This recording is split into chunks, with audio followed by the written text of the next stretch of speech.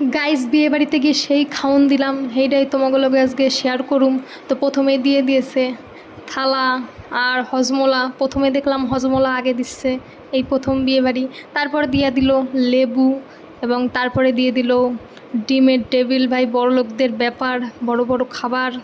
তারপরে দিয়ে দিয়েছিল সস, তারপরে দিল চানা মশলা আর বেবি নান।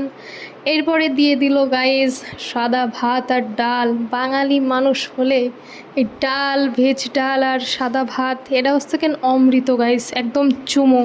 তারপরে দিয়ে দিল কাতলা মাছের কালিয়া। মাছটার সাইজ কিছু মানুষের মনের থেকেও অনেক বড় গাইস। তো তারপরেই দিয়ে দিয়েছে স্যালাড। সো আমি তো চিকেন খাই না গাইস ভালো, এর জন্য আমি মাত্র এক পিস চিকেন নিয়ে আসি। এই তো আমি ভিডিও করছিলাম গাইস, জম্বের লজ্জা করতেছিল, কত মানুষ তাকাইছিল। এই কষ্টে মষ্টে এরমই ভিডিও করেছি। চিকেন কষার সঙ্গে ছিল ফ্রাইড রাইস। এরপরেই দিয়ে দিল আম শক্ত দিয়ে চাটনি গাইস, সেই স্বাদ সেই। তারপরে দিয়ে দিল পাঁপড় এবং লট সমসম। আমি তো রসগোল্লা খাই না, রসগোল্লাও ছিল তাই নিয়েও নাই গাইস। সবাই কত সুন্দর পরিষ্কার করে খাইছে। আর আমার থালখান একটু দেখবা তোমরা, আইসক্রিমও ছিল সাথে। আমার থালখান দেখো গাইস, পুরো মনে হচ্ছে যেন ডাস্টবিন, পুরো একদম কিছুই খাইতে পারি নাই গাইস লাস্টে।